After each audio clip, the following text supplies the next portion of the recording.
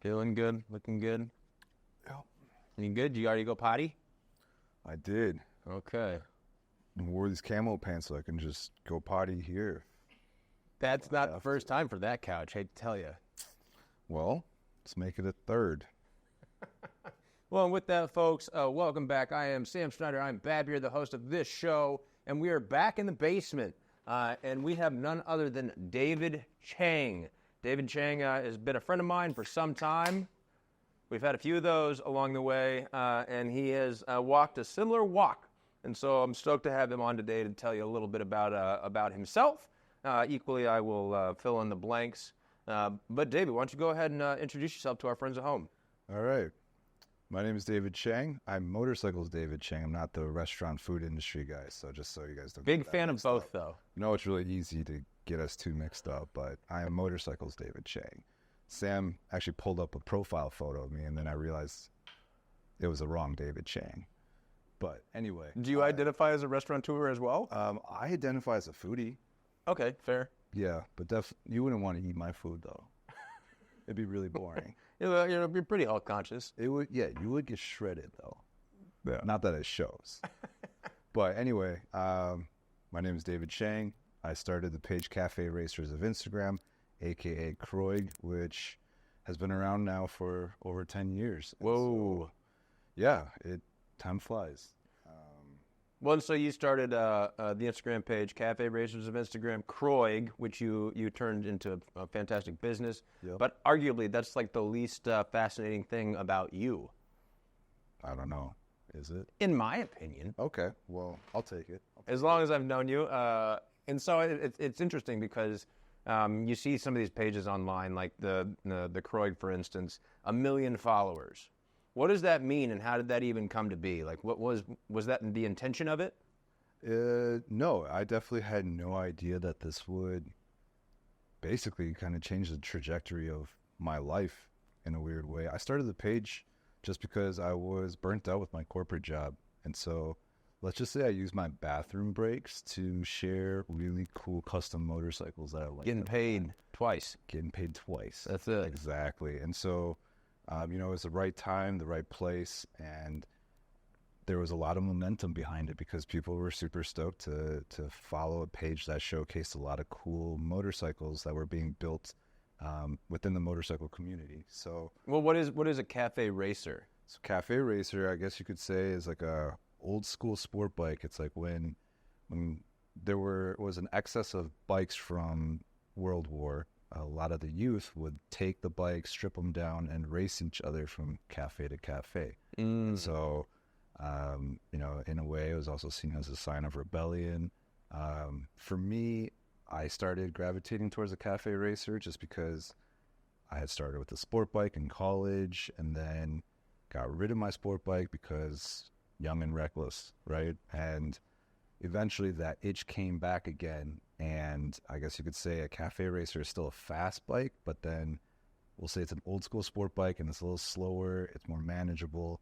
But for me, what stood out was the aesthetics of the bike too. Just some really classic lines versus looking like I guess you could say like a Spaceship? Transformer or spaceship or whatever. So they really appealed to me for the longest time and still does. And yeah, that's why I chose Cafe Racers. And just so happened that of Instagram worked out, and it actually all happened over happy hour with my good high school friend.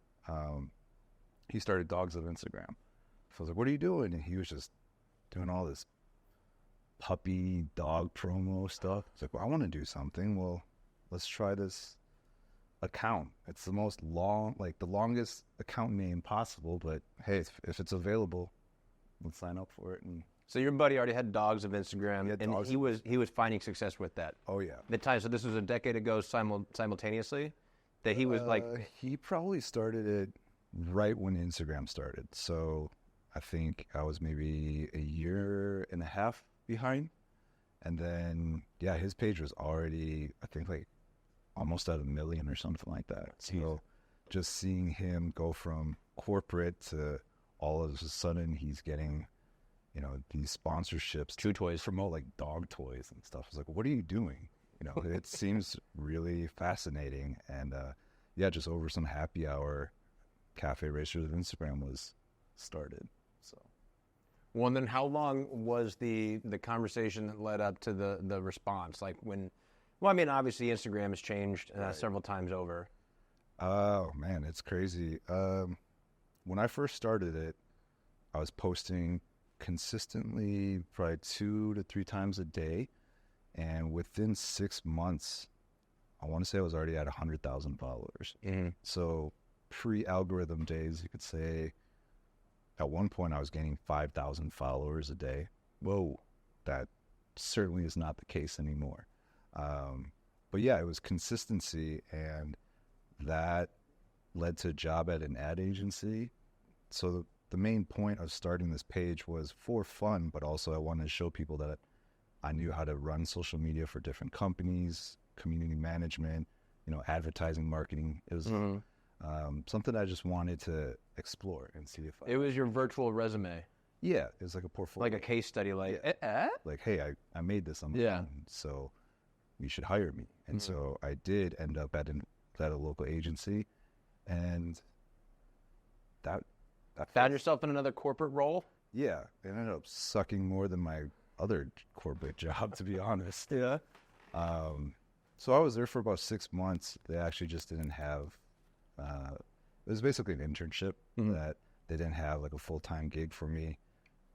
So that's where CROIG started. So there's Cafe Racers of Instagram, and then CROIG. CROIG happened because my good friend Andrew Blaschko at that time he had gotten out of a breakup, and so he was just gonna go on the road and find himself, or just spend some time, I don't know, soul searching or whatnot. And I decided, hey, I don't have anything going on anymore, so let's see what we can do. And he had a CD 550 that he picked up for like $700. I picked one up for probably something similar, and we reached out to, I guess we'll say, the community. So we reached out to Dime City Cycles. They helped us with getting all. This was back in Minnesota. This is back, back in Minnesota. Yeah, so they helped us get parts to get our bike set up, and then we had, we had Revit on board providing us gear. Like all these people were down to sponsor us. I think it's also because they thought we were crazy because we left in November when, there's no daylight already. It's already Minnesota in November. Sounds lovely. We were going to go in the Southwest. So we actually, it's so funny, I'll try to keep it short, but like we bought a $300 van off of Craigslist. We have all the time we need. You can tell us all the details. Well, I'll tell you guys some details. But it was a $300 van. Brakes barely worked. And we were supposed to get down to Austin, which would be our like launching point. So we hit a snowstorm. It was crazy. Just we couldn't make it on time, so we missed the first meet. But we did finally make it down there with no brakes. Sold the van for $300. Broke even. Yeah, we broke even, which, we were balling on a budget, so it worked perfectly for us because a U-Haul would have been impossible. And so from there, we spent 3.5 weeks on the road. And leading up to that point, we had reached out to everyone within the moto community or Cafe Racers of Instagram and just asked people for recommendations. And through that, we got emails and messages saying, hey, like, come hang out with us, come do this with us, and like, you can crash with us, like have dinner with my family. It was just such a life-changing experience. So that was a huge turning point in your life when you went from corporate job, not related to the moto industry at all, that you started playing with social media at the right time. You were able to take that and then bring it to a new level that you go, okay, what do we do with this now? And then find a way along the way, be like, oh, this community is so responsive that we can grow not with them, but like because of them. Yeah, exactly. I think that was us witnessing the power of social media and the motorcycle community at that time. Just because they're so willing to just reach out and basically open up their homes to us. I think we were on the road for 3.5 weeks, and we spent maybe 2 nights in hotels, and that's just because we were out in the middle of nowhere. So it was really, really impactful, especially for me personally. I had this idea of what the trajectory of my life would look like, become a career professional. And then from there, I thought I was, doing the next expected thing. It's like, all right, well, this job isn't for me. Let's pursue something that I actually have a passion for or see myself doing. But even that turned out not to be the case. But I took what I learned and then used that to hustle the page.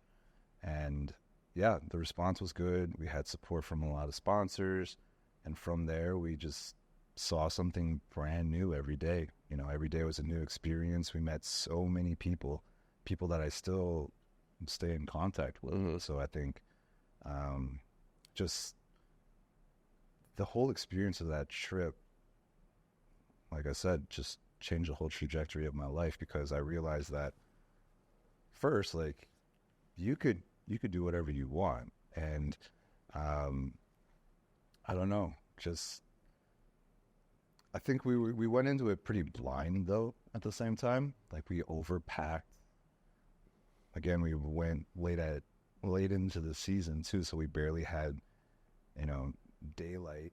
Well, even as you described the page and the where it's ended up, had you known, if that had been your original intention, do you think you would have been able to achieve what you did, or do you think you would have had some weird different take on it, or try to run it a different way, or been too hungry and thirsty that it would have bounced back on you? Yeah, I mean,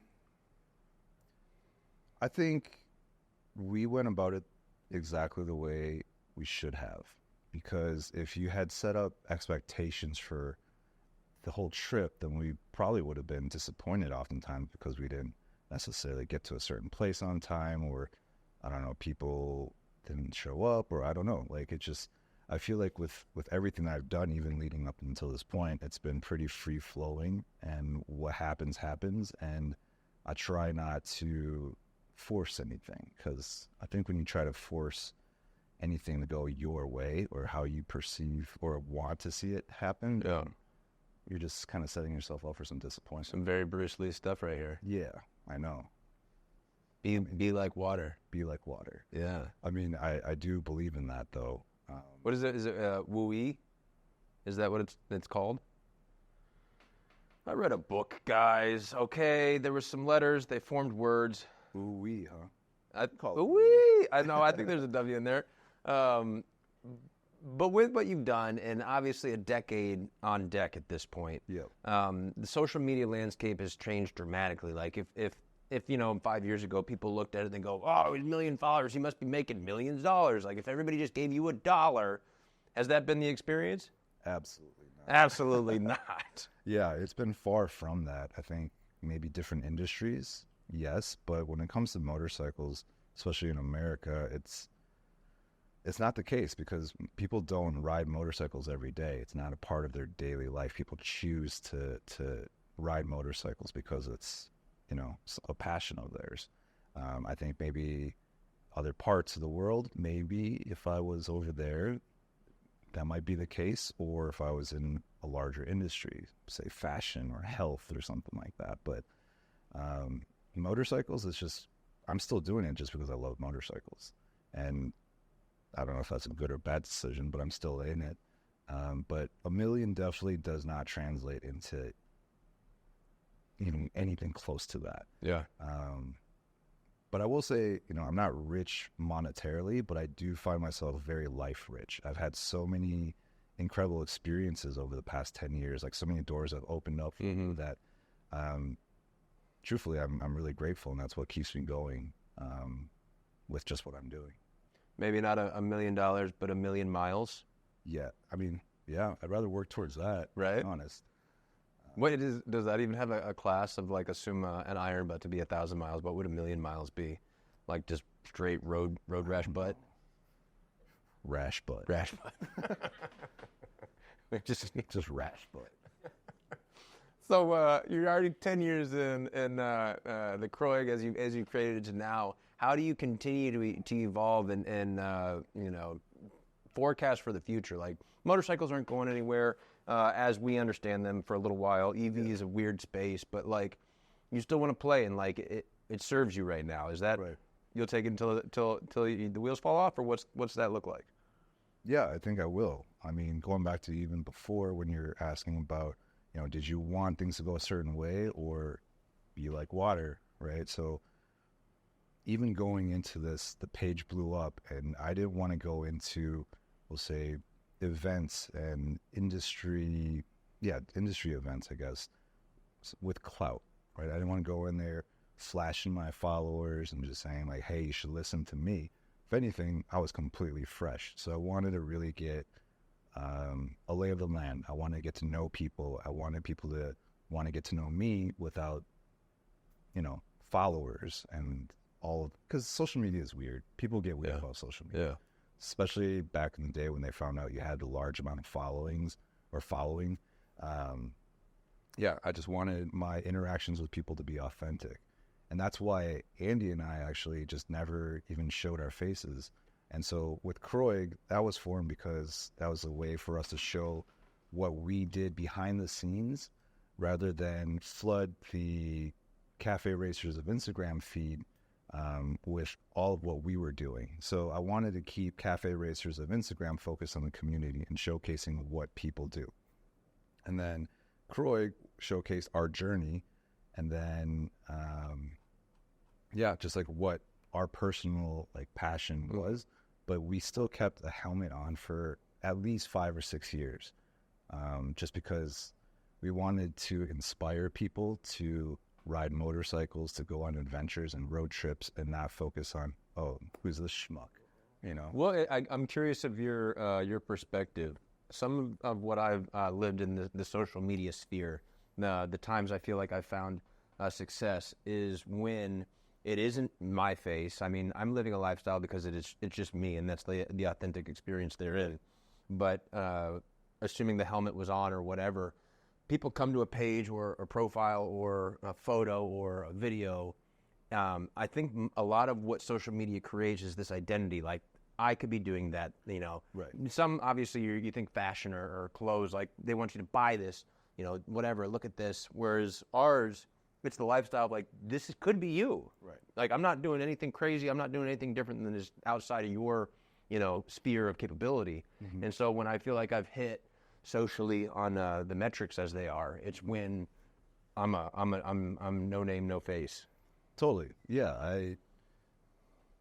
I agree with you, because we've had people approach us at shows in the past where they saw video footage that we shot on our first trip where it inspired them to take their own road trips, right? And, hearing that firsthand really keeps me going. It encourages me to keep pursuing just like my passion and just what like you feel inside too. Right? Like what is compelling you.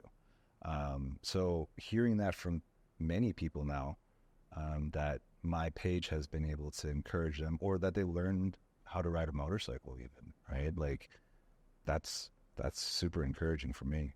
Keeps me going. What do you think growing up was your inspiration? Immigrant family, that like you thought you were going to go the corporate route, and then you're like, you know what? What's the opposite of that? Man, I'm definitely kind of rebellious when it comes to that. So you have a Chinese family. I'm the firstborn, and Christian parents. So then that's like double or triple the rules then. Right? Yeah. Like Chinese people are conservative, Christians can be very conservative. And so the running joke is you're either a doctor, lawyer, engineer, or failure. So I was like, well. Or try to date Jackie Velasquez. Yes. Hey. Yes. I see you in the back. Put me on spot. No, but seriously though, it was a very interesting time to grow up, because I felt like I had just one path, right? And okay, maybe they make the exception for a missionary or a pastor or something like that. So I'm like, well, I don't know how I feel about that yet either, but let's just see what happens. I guess my failure career is off to a great start. No, but I did everything that I thought I was supposed to do, and then I just started this page up. Well, so from my vantage point, I see what you've done with CROIG Café Research on Instagram, and then just the way you live your life is you're building community. And maybe you didn't become the doctor, lawyer, dentist, or pastor, but I mean, as far as I'm concerned, pastoring is building community. Sure. And so lifting others up, having lost souls find support. I mean, and even what you're doing, I know I want to talk about some of the projects you're working on right now specific to the charity work you're doing. I mean, I don't know, like maybe you don't need to be in a building and call it church, but like I feel that's not far off. Yeah, I mean, when you look back and I mean, 10 years pass and I'm older now. You look back and I think the dots. Are you though? Because how old are you? Like 16? I saw you were moisturizing. I mean, I do have a great like nighttime routine. Yeah. I'll share it with you guys later if you watch the next podcast with Sam and I. But Asian don't raisin either, though. Asian don't raisin until they do, and then they just... Then I'm Mr. Miyagi, so you'll know. You'll know when I hit a certain age. No, but really, it's just like I've had enough life experiences where I can look back, right? And I lost my train of thought. I basically called you the pastor of a non-existent church, a church of two wheels. People, I've seen quotes about like, I don't need a therapist, like my motorcycle is my therapist, or I don't need to go to church, like I find God on the road or whatnot, right? And I do think that there is some truth to that. I found that like you appreciate the beauty around you, you realize how small you are in the universe, and just like it plays on your senses too. And I think looking back at now that I've had all these experiences, like you're connecting the dots, right? So with my parents sending me to different mission trips as a kid to volunteer and wanting me to see people that were less fortunate than me, and also just instilling, Christian values too, I think did start that. And then because we were immigrants, we traveled by van everywhere. We would road trip every summer. Mm-hmm. So I think that's where I got this like desire to be on the road. And so with that, and then I've always been a creative person. And so for me, I just always felt like school wasn't necessarily for me. I always felt like, I don't know, I hated paying attention, and then maybe that's ADHD or whatnot, but it just felt like I didn't belong in the traditional school system. But that's literally what I had to do. Mm-hmm. I didn't have any other choices because, immigrant parents don't necessarily come here to see their kids become artists and like ride motorcycles. Yeah. If anything, that's the opposite of what they want. So yeah, it took some time, and here I am working on projects where I'm giving back to the community, right? So during the pandemic, actually even prior to the pandemic, I had this thought, well, when you have so much, we'll say power and ability to influence, what are you trying to do? Am I just trying to promote helmets all the time and jackets and motorcycles all the time? Or am I trying to give back to the community, and how do I do that? And I had been traveling to Thailand for these motorcycle tours for some time. And so I figured, all right, well, let's reach out to some of our sponsors and see if we can help raise money to bring water filters over. So that's how I found Waves for Water. You're saying waves or waves? Waves. Waves? Waves for Water. For our home listeners or the folks on the road, I'm going to go ahead. I've upgraded the podcast. We're going 4 monitors now. The fourth monitor being a computer screen. Waves for Water. So you can check this out. What I'm talking about, at least online, and/or watch the show because it is a virtual and visual experience. But I got it pulled up on a screen right now. Yeah. So found Waves for Water. It was recommended to me by my friend Justin Chatwin. Mm-hmm. And not Chaston. Not Chaston Brand, but both great guys. Great guys. So what really stood out to me about this was John Rose, the founder, and just like how genuine he was, but also the page, the whole like mantra behind it is like, do what you love and help along the way. And So I was able to raise enough money to bring 60 filters over to Thailand or just Southeast Asia because I was there for 2.5 months. Mm-hmm.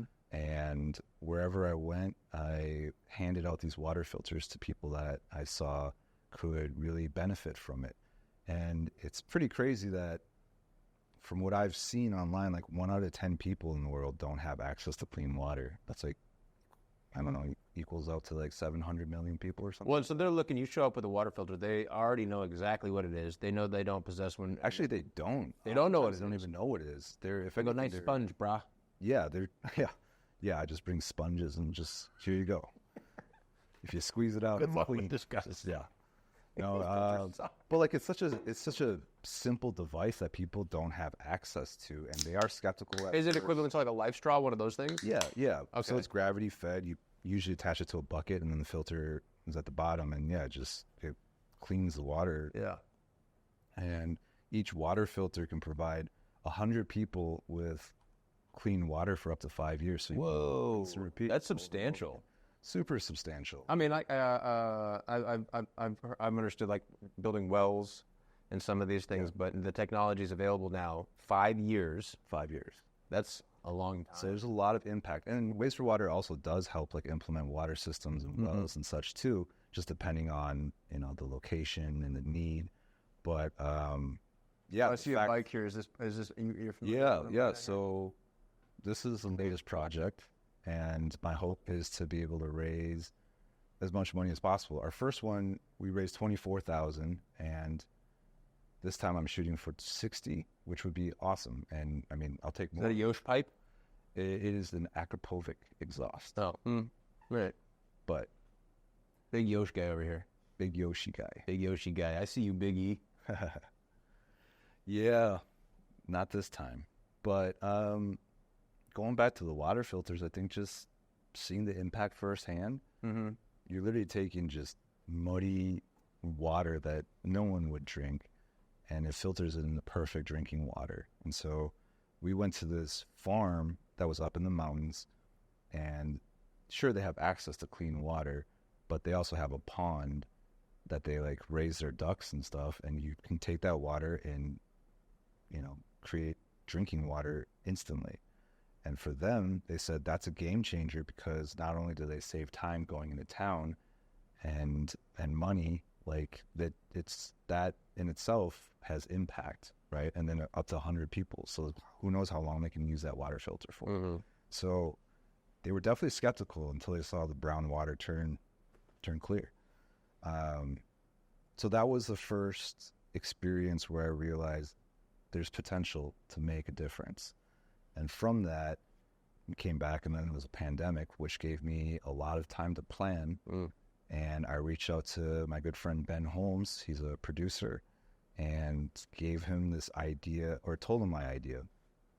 And he was stoked to support it. And so he is my founder as well. And we started Built for Good. Build for Good? Built for Good. We don't have a website for it yet. Not yet. But it is on our CROIG website. But yeah, so from there, Built for Good was created. And so the first project was done in Vegas. So Christian Sosa opened up his shop, and I invited Jay Shia, Jay Donovan, Joe Melky. And so there are 4 of them that built a Harley Sportster 48. And we did that in like a week and a half, which was overly ambitious, but we finished it. And I mean, we raised over $24,000, which was really, really cool. Yeah. And so we're on our second one, and going back to even just like kind of connecting the dots when you look back at it,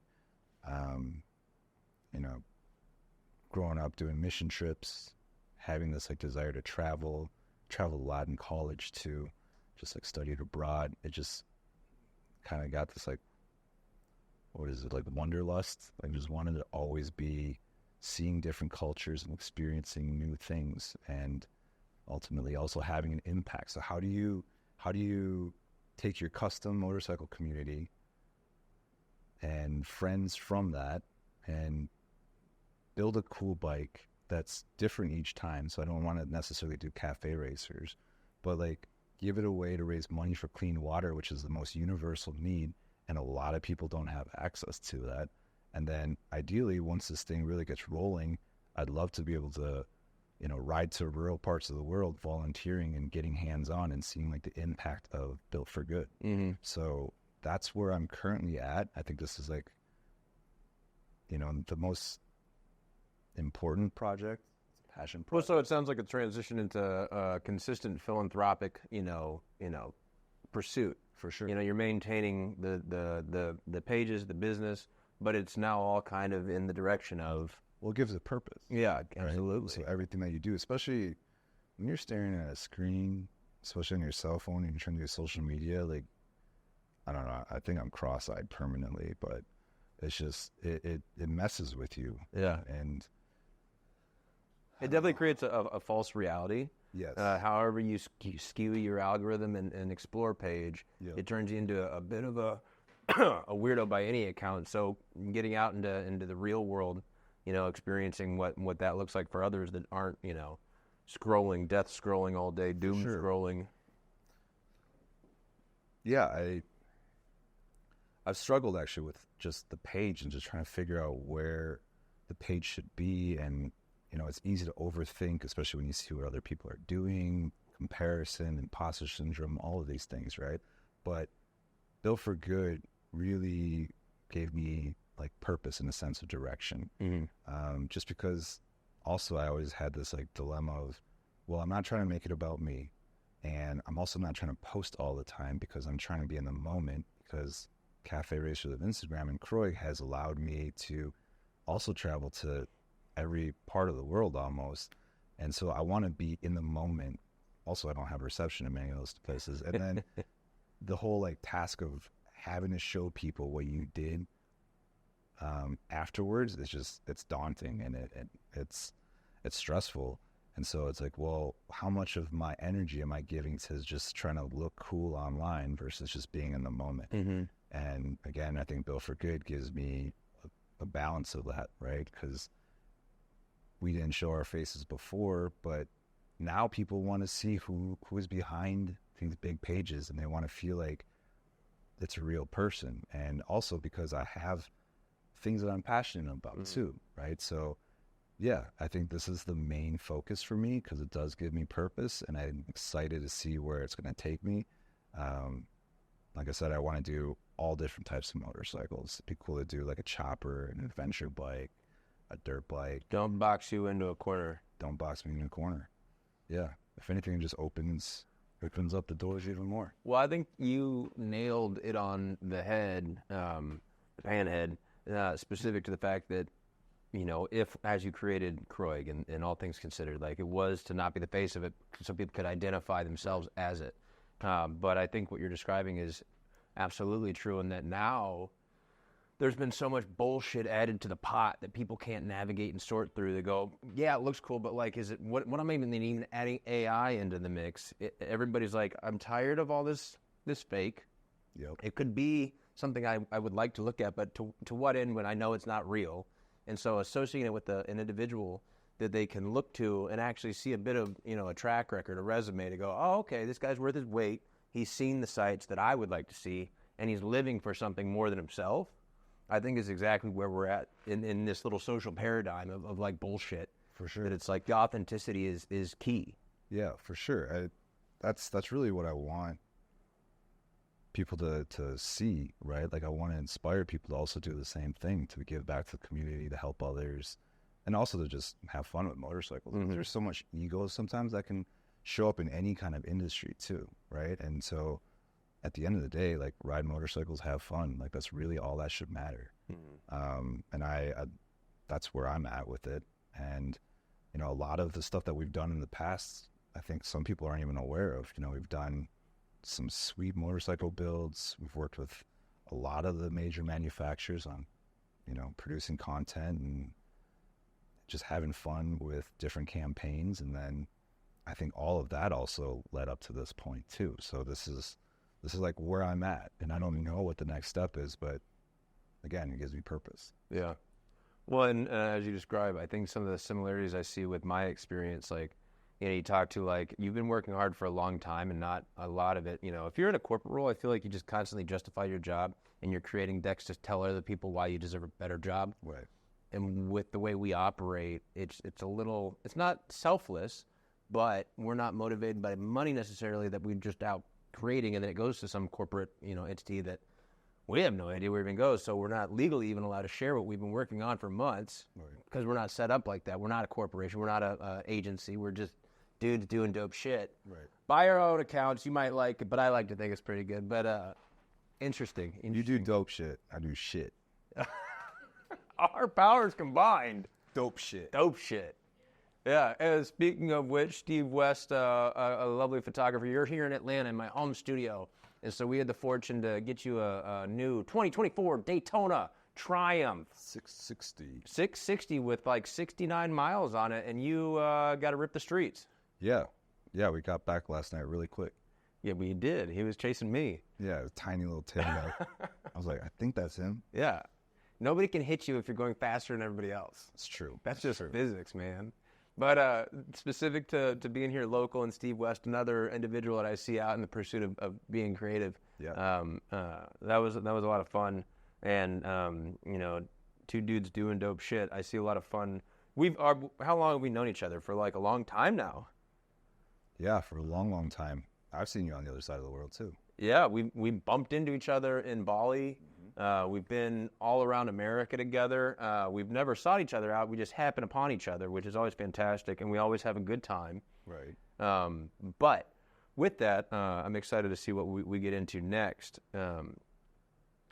However, at this stage, I know we've been rolling for about, looks like at 37 minutes, which is great.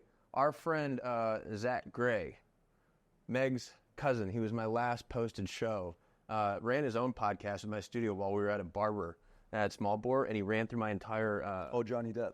Yeah, Johnny Depp, that's right. That's from dude, right? From what's the movie, Water? Scissor. Well, no, it was the one you showed. Secret Window. Water. Well, he ran a show with like all these strangers, Water, yeah. and I was just letting him run with it. He killed my whole hard drive, so we only have a few minutes left to talk. So I want to make sure anything of note. You'll be back on the show again, like every other person that has sat with me before. I'm excited to talk to you again somewhere else. For sure. But with that, between those two cameras over there looking at you, please, anything that you would like to bring light to or attention to, it is your time to shine. Well, by the time this podcast is released, we're live right now. I hope everybody's super hyped. Well, there we go. Like and subscribe. But wasteforwater.org is a page where you'll be able to donate. So for every $10 that you donate directly to the nonprofit is equivalent to an entry for you to win brand new XSR 900. It's an 80s inspired race bike. We worked with Strange Industries to create the bodywork behind it, and it's a really, really cool bike. It's a brand new bike. I think you guys are going to really, really like it. But ultimately, you're going to help people get clean water. So the most universal need. The more you donate, the better your chances are to win this bike. So, and if you want to follow along or check out the build process too, I can't even talk anymore. Find us on YouTube. So CROIG's YouTube channel. And I think that's pretty much it. Yeah. Well, I think too, another thing I just wanted to ask, it seems like with Waves for Water and the tech that you guys are bringing in there, I mean, it's just a filter. It's not that you have to elicit a ton of sponsorship, like a ton of infrastructure, and just like get the whole town together to build this well or do this thing. It's literally like, hey, I see you're in need. Here's something that will help. Right. Yeah. Job done. It's a lot easier than you would think. Some people may be a little skeptical, but you just have to show them. And once they realize what that tiny little water filter can do, it's just a game changer. Man, we could use it here in Atlanta ourselves right now. Our mains are broken, and our water smells exactly like you think it does. That's why we're drinking. Seltzers. Hey, shout out Topo Chico. You're keeping us out of trouble this weekend. We have High Noon, koozies, whatever. It's called a brand collab, all right? That's what we're doing, dope shit. Dope shit. Well, with that, I'm happy to have you on here. And since you're actually in the studio, you get the opportunity to sign the table. So I'll get you a marker in a second. but just letting everybody know that's watching and listening. I know my chair is rattly, and eventually I'll get another one, but I'm grateful for all the viewership and following along as this continues to grow. I hope you're enjoying it. I will promise that I will get better guests. I swear. They will get better. It's only going to get better from here. They can only get better. Started from the bottom and we're still here. We're still here. We're low. We're in a basement. We're underground. Shit, dope shit. Let's keep it in the right order. But just the same, thanks for watching. And until next time, guys, David Chang, restaurateur. Yes. Let me get you a marker. Let's go get some of my food. Yeah. Make you some mac and cheese. I think he's in Los Angeles. Yes, he is. Here you go. So you can pick how big, wherever. Cool. Vanna's on here. Derek Mayberry's on here, I believe. Do a wiener. Your choice. Your choice. I'm just going to assume it to be your logo when you're done. I will just write CROIG. I'm going to request a DC. A DC Talk. I was saying David Chang, but That's DC Talk. computer, play DC Talk, Volume 10. Oh, I got to turn it on. Mother trucker. I should have requested Jackie Velasquez. Excuse me. No, computer. I said DC Talk. Now they've had more Topo Chicos than us. it's no good. All right, buddy. All right. Appreciate you. Thank Go you. get on your plane. All right, here we go. That was it.